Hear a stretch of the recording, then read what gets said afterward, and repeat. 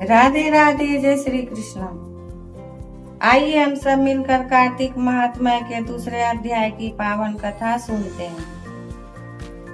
कार्तिक महात्म्य सब प्रकार के विघ्नों का नाश करने वाले गणेश जी, सारी सृष्टि का पालन करने वाले भगवान विष्णु, ज्ञान की दाता सरस्वती जी, सब पुराणों के कर्ता श्री व्यास जी तथा सभी ज्ञानी जनों के चरण कमलों में नमस्कार करके भगवान की श्रद्धा और भक्ति रस में डूबे हुए कार्तिक मास की कथा कहता हूँ। सभी पापों से मुक्ति दिलाकर इस लोक में सर्व सुख, धन, वैभव, रिद्धि, सिद्धि और अंत में मोक्ष प्रदायक यह पावन कथा है। कार्तिक महात्म्य के दूसरा अध्याय की यह पावन कथा। ब्रह्मा जी बोले, हे पुत्र, जो व्यक्ति तुलसी की मंजरी सहित भगवान शालिग्राम का एक बूंद चरणामृत पान करता है, वह ब्रह्म हत्या जैसे बड़े बड़े पापों से मुक्त होकर वैकुंठ को प्राप्त करता है। इसमें कोई संदेह नहीं है। जो भगवान शालिग्राम की प्रतिमा के आगे अपने पितरों का श्राद्ध करता है, उसके पितरों को तत्काल वैकुंठ प्राप्त हो जाता है। जो भगवान श्री शालिग्राम की मूर्ति दान करता है, उसे समस्त पृथ्वी के दान का फल प्राप्त होता है। जो भगवान शालिग्राम की प्रतिमा को बेचता है, वह महान कष्ट भोगता है। इसलिए श्री शालिग्राम की मूर्ति को बेचना नहीं चाहिए। श्री विष्णु भगवान का पूजन शंख के जल से करना चाहिए।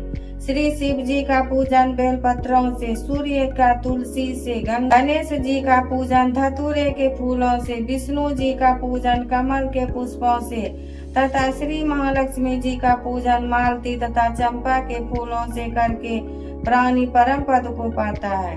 परंतु जो भगवान को परम प्रिय तुलसी से भगवान शालिग्राम की पूजा करता है, उसकी महिमा का वर्णन कोई भी नहीं कर सकता। इस प्रकार पूजा करने वाला भक्त जन्म मरण के अपार कष्ट से मुक्त हो जाता है। जिसकी मृत्यु तुलसी माला धारण किए हुए होती है, वह जीव बिना किसी रोक टोक के सीधा वैकुंठ धाम को जाता है। जो तुलसी की छाया में अपने पितरों का श्राद्ध करता है, उसके पितरों की अक्षय तृप्ति हो जाती है। तुलसी का सिंचन गंगा, यमुना तथा नर्मदा में स्नान के समान होता है। तुलसी का वृक्ष उगाने और सींचने से तथा नित्य स्पर्श करने से मनुष्य के मनसा, वाचा और कर्मणा तीनों प्रकार के पाप नष्ट हो जाते हैं। कार्तिक मास में व्रत करने वाला तुलसी जी का शांत चित्त से पूजन, प्रदक्षिणा, नमस्कार करके हाथ जोड़कर प्रार्थना करें, हे हरि की परम प्रिया, देवताओं ने तुम्हें बनाया और मुनीश्वरों ने तुम्हारा पूजन किया है। मैं भी तुम्हें नतमस्तक नमस्कार करती हूँ। जो प्राणी आंवले के पत्तों और पुष्पों से भगवान का पूजन करता है अथवा आंवले के वृक्ष के नीचे बैठकर भगवान का पूजन करता है, उसको स्वर्ण के फलों और फूलों से पूजा करने का पुण्य फल प्राप्त होता है। जो मनुष्य द्वादशी को तुलसी तथा आंवले के पत्तों को तोड़ता है, वह घोर नरक भोगता है। प्रत्येक मनुष्य को चाहिए कि कार्तिक मास में आंवले के फल, तुलसी और गोपी चंदन की माला धारण करे। ऐसा करने से वह आवागमन के चक्र से मुक्त हो जाता है। कार्तिक मास में स्नान व्रत करने वाली मनुष्य को चाहिए कि वह ब्राह्मणों को भोजन कराने के पश्चात चंदन, पुष्प, पान तथा दक्षिणा देकर संतुष्ट करे।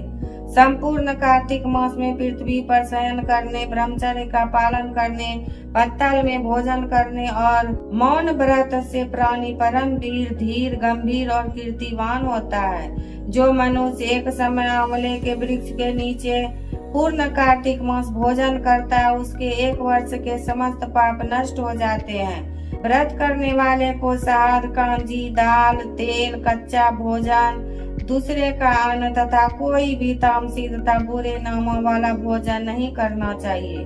रविवार को आंवला खाना भी वर्जित है। देव, गौ, वेद तथा दूसरों की निंदा नहीं करनी चाहिए।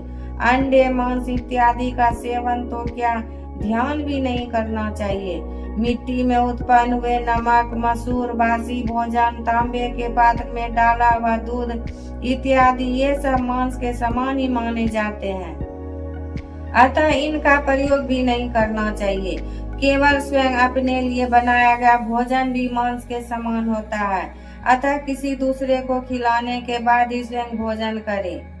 लहसुन, प्याज, फूल गोभी, गाजर, जंगली घिया, बैगन, पेठा तथा दोबारा पकाया भोजन व्रत में नहीं खाना चाहिए। रजस्वला स्त्री, मलेच्छ, पति तथा पाखंडी आदि से भूलकर भी बात नहीं करनी चाहिए। एकम को पेठा, दूज को बैगन, तीज को गोभी का फूल, चौथ को मूली, पंचमी को बेल फल, छठ को कलिंदा, सप्तमी को आंवला, अष्टमी को नारियल, नवमी को जंगली घिया, दसवीं को परमल, एकादशी को बैर, द्वादशी को मसूर, त्रयोदशी को पान, चतुर्दशी अमावस्या तथा पूर्णिमा को किसी भी फली का साग भूलकर भी नहीं खाना चाहिए। इति दूसरा अध्याय संपूर्ण हुआ। राधे राधे, जय श्री कृष्ण।